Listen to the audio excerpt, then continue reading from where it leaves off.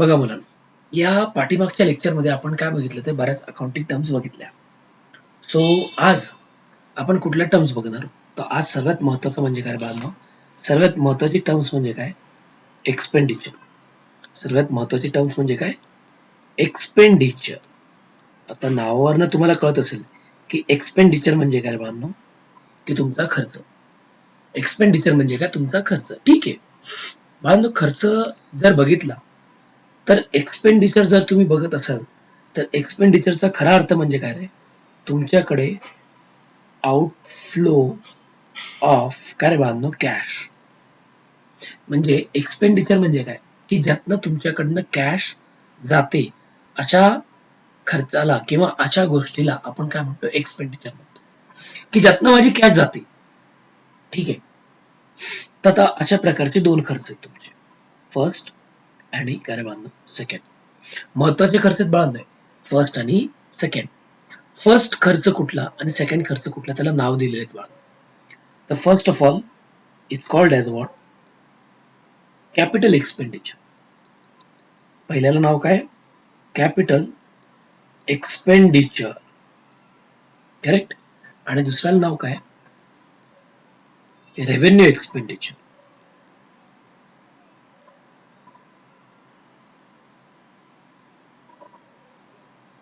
दुसऱ्याला नाव काय बाळांनो? Revenue expenditure.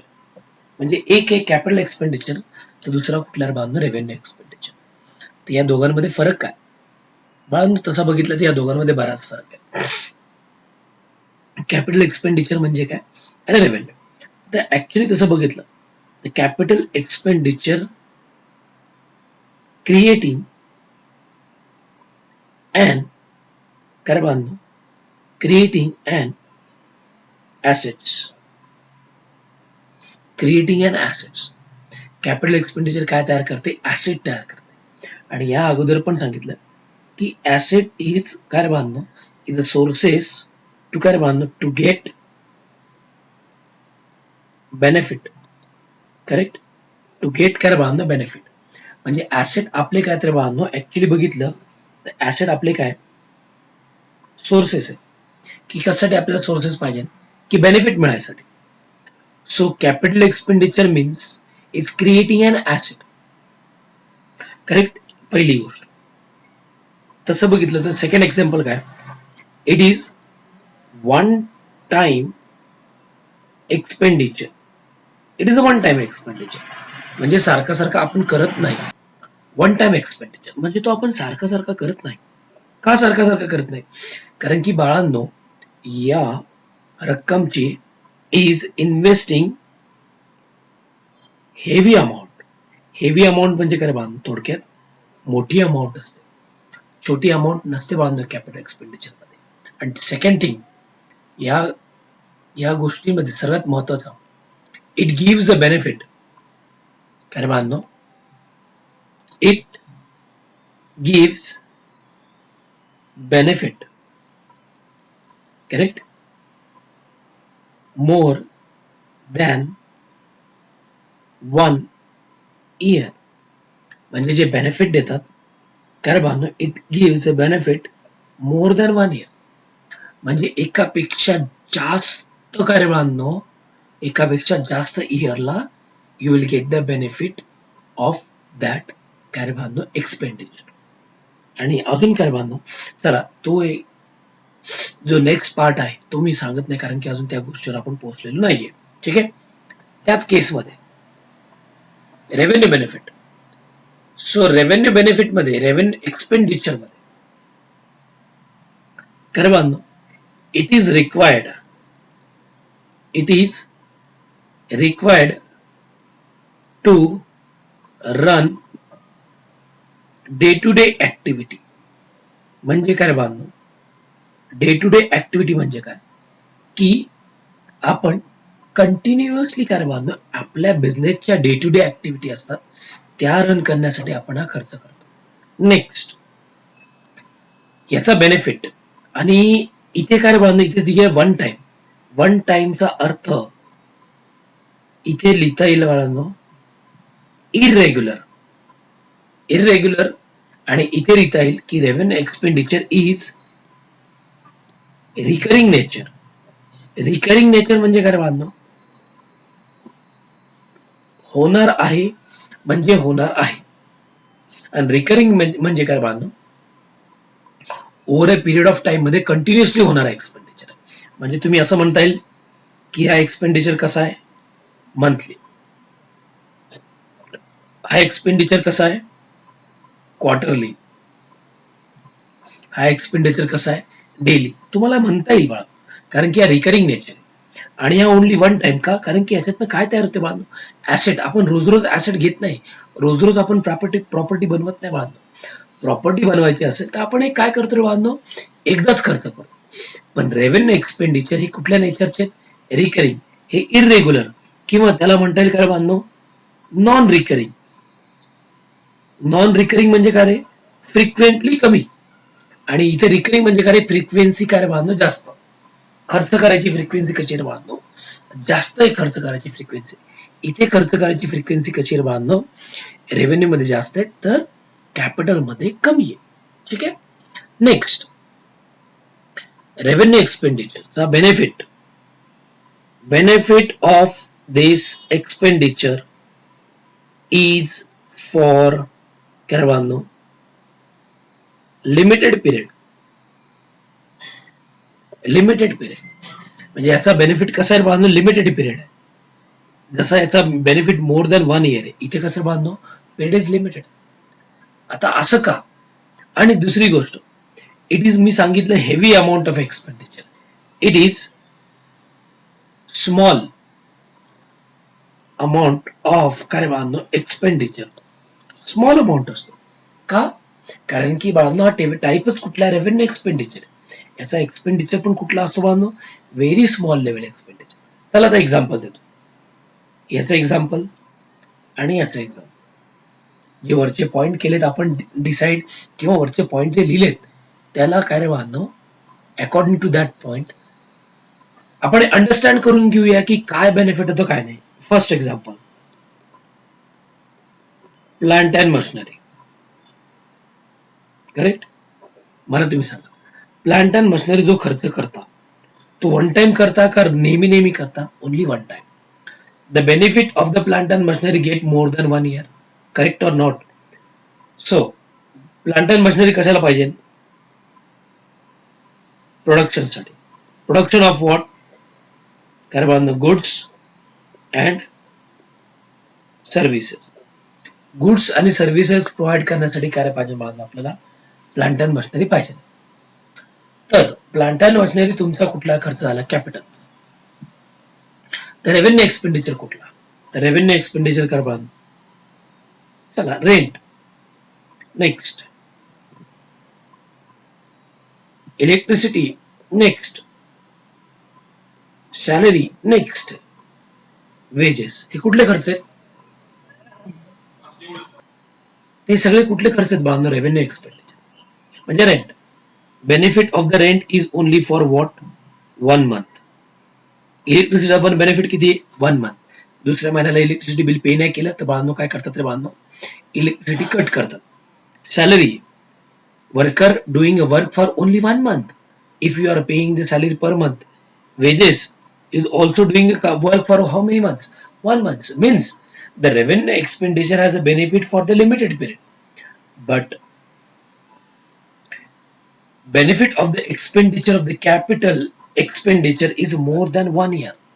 More than 1 year म्हणजे काय बांधो, तुम्हाला जो बेनिफिट मिळणार तो जास्त काय बांधो, एका वर्षापेक्षा जास्त बेनिफिट मिळणार. आणि इथं कसं मिळणार बांधून तुम्हाला, इथे जो बेनिफिट मिळणार आहे तो तुम्हाला काय बांधून, लिमिटेड टाइमसाठी.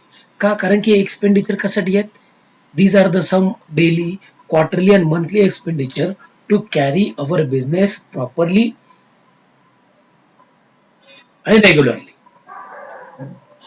कळलं, हे या एक्सपेंडिचरचं महत्व आहे. लक्षात. So that's why the capital expenditure is required the heavy amount and revenue expenditure is required the normal amount. Because of revenue expenditure required काय बांधणं, to day to day expenditure to run the business. म्हणजे revenue expenditure कशाला पाहिजे बांधणं, to run the expenditure, to run the my business organisation. And capital expenditure why you required, To create what? To create an opportunity and what? To manufacture the production and sell it, then run my organization for which period? Long term. And revenue expenditure are always what? Short term. Long run means जास्त कालावधीसाठी, short term means short period साठी आपल्याला काय पाहिजे बाळांनो? Revenue expenditure पाहिजे. Capital expenditure कशासाठी पाहिजे? It's long term benefit, it's creating an asset. Example मी तुम्हाला सांगितलं की एक्झाम्पल कुठल्या बाळांनो? Plant and machinery. सेम बघा, तर आपली थेअरी दिलेली बाबा, इथे थेअरी काय दिलेली आहे? 1 मिनिट बाळांनो, मी रेशो कमी करतो म्हणजे जेणेकरून तुम्हाला बघता येईल. सो बघा, एक्सपेंडिचर काय दिलेलं आहे? Amount paid for to receive the benefit is called an expenditure. बरोबर आहे की जर तुम्ही एखादी रक्कम पेड करताय to what? Receive the benefit. Receive the benefit काय? की तुम्ही समजा पिक्चरला गेले, पैसे खर्च केले, बरोबर आहे, जे पैसे दिले तुम्हाला पिक्चर बघायला भेटला. तुम्ही बर्गर विकत घेतलाय म्हणजे तुम्ही पैसे दिले, बर्गर विकत घेतलाय म्हणजे तुम्हाला बर्गर खायचा आहे. So to receive the benefit you are incurring something is called as what? Expenditure. दोन बायफ्रिकेशन, कॅपिटल आणि revenue. It means the acquisition of fixed asset, increase the efficiency of fixed asset, and it gives the long-term benefit. These are non-recurring expenditure. म्हणजे ह्या तीन गोष्टी समजून सांगितल्या. पहिली गोष्ट तर it acquisition of fixed asset. It increase the efficiency of fixed asset म्हणजे fixed asset ची efficiency increase करण्यासाठी जो खर्च केला जातो, it is also called as fixed asset. It is also called as capital expenditure. It gives the long-term benefit. So these are the non-recurring expenditure. So example delay, purchase of plant and machinery and purchase of land and building. It is called as what? Capital expenditure. Next, revenue expenditure. So revenue expenditure, these are incurred for immediate benefit, not for the future benefit. Capital expenditure जे आपण incurred करतो ती future benefit साठी, not for the immediate benefit साठी. तसं बघितलं तर capital एक्सपेंडिचरचा आता पण इमिजिएट पण बेनिफिट मिळतो आणि फ्युचर मध्ये पण मिळतो. पण रेव्हेन्यूचा कुठला बेनिफिट असतो? इमिजिएट. इमिजिएट का? कारण की तेवढ्या पिरियड साठी खर्च होतो, त्याच्यानंतर खर्च होत नाही. So these are in a recurring nature. For example rent, salary, wages, these are what? Recurring nature. Correct. So नंतरचा जो एक्सपेंडिचर तुम्हाला दिसतो डेफिनेट रेव्हेन्यू एक्सपेंडिचर, बाळांनो त्याच्यासाठी थोडंसं थांबा. का? कारण की बाळांनो तो एक्सपेंडिचर अजून जोपर्यंत अकाउंट प्रॉपरली समजत नाहीये तोपर्यंत तो एक्सपेंडिचर सुद्धा कळणार नाहीये. सो आपण एक काम करूया की आता जो एक्सपेंडिचर कॅपिटल रेव्हेन्यू त्याच्यावर परत इन डिटेल मध्ये काय बाळांनो एक्झाम्पल बनवूया की जेणेकरून तुम्हाला अजून एक्सपेंडिचर काय होतं बाळांनो अंडरस्टँड होईल. बघा, तर आपण मगाशी बघितलं की कॅपिटल एक्सपेंडिचर आणि रेव्हेन्यू एक्सपेंडिचर. तर त्यात दुसरा खर्च कुठला? सॉरी, दुसरा म्हणतोय जो आहे तोच कॅपिटल एक्सपेंडिचर. याचे एक्झाम्पल बघूया आपण की जेणेकरून आपल्याला समजेल की कॅपिटल एक्सपेंडिचर म्हणजे काय. आणि त्याचं बघितलं तर आपण फीचर्स बघितलेत की कॅपिटल एक्सपेंडिचर एक लॉंग टर्म असतो, नॉन रिकरिंग असतो आणि त्याच्याकडनं काय बांधणं? इफिशियन्सी इन्क्रीज होते. आता इफिशियन्सी इन्क्रीज होते आपण हा नंतरचा पार्ट. आता आधी बघूया की तो नॉन रिकरिंग कसा असतो. आता बघितलं की समजा मी एक फॅक्टरी टाकली, मला फॅक्टरी टाकायची आहे, तर या फॅक्टरीसाठी सर्वात पहिले मला काय पाहिजे? नाही लँड, आणि त्याच्यावर काय कन्स्ट्रक्ट करायचे? बिल्डिंग. मग मला तुम्ही सांगा, लँड आणि बिल्डिंग घेतली त्याचा बेनिफिट किती वर्षासाठी असणार आहे? But obviously long term benefit असणार आहे. करेक्ट. मॅन्युफॅक्चर आहे त्यासाठी मला काय पाहिजे? नाही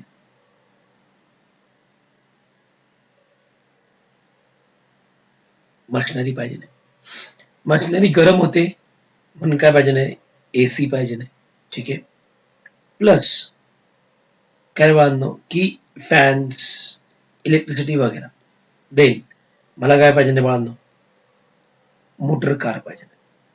मग तसं बघितलं तर या सगळ्याच गोष्टी बेनिफिट कशा देतात रे बाळांनो? It gives the benefit more than 1 year. मग मोर दॅन 1 इयर जर आपल्याला ह्या बेनिफिट मिळत असतील तर बट ऑबियस आहे हे कुठले एक्सपेंडिचर झाले बाळांनो? कॅपिटल एक्सपेंडिचर झाले. कुठले एक्सपेंडिचर झाले? कॅपिटल. का? कारण की यांचा बेनिफिट मोर दॅन 1 इयर मिळतोय. आणि land, building, machinery, tools, sorry air conditioner आणि काय बांधतो मोटर कार हे घेण्यासाठी बांधतो पहिली गोष्ट तर खर्च हा खूप हेवी आहे. मशिनरी घेण्यासाठी हेवी एक्सपेंडिचर लागतात. Land, building, air condition, fans घेण्यासाठी पण मोठे खर्च लागतात बाळा. हे नॉर्मल खर्च नाहीयेत. बरोबर आहे? बरं आता मोर दॅन 1 इयर. आता इथे झालं. आता की कॅपिटल एक्सपेंडिचर फॅक्टरीमध्ये काय वाढते?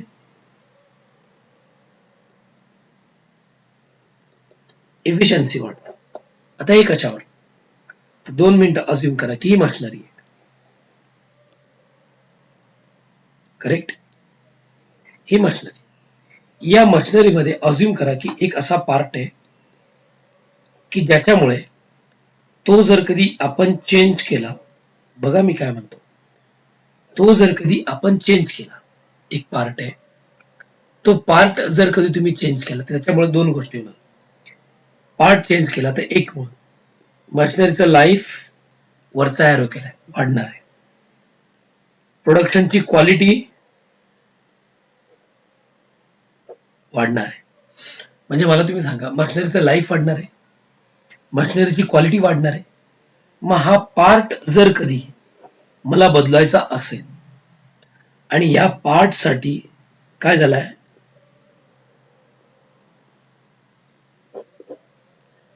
एक्सपेंडिचर झाला, तर मला तुम्ही सांगा हा एक्सपेंडिचर कॅपिटल मध्ये करणार का रेव्हेन्यू मध्ये करणार? आता कॅपिटल मध्ये करायचा का रेव्हेन्यू मध्ये करायचा? जर हा तुमच्या डोळ्यासमोर प्रश्न आला असेल तर त्याला आयडेंटिफाय करण्यासाठी एक गोष्ट, पहिली गोष्ट लाईफ वाढवतोय. येस, जर लाईफ वाढत असेल तर बट ऑब्वियस हा कॅपिटल एक्सपेंडिचर. का? कारण की जी आहे ते लाईफ म्हणजे आता जर हा खर्च केला नसता तर मशिनरीची लाईफ किती होती? 2 वर्ष.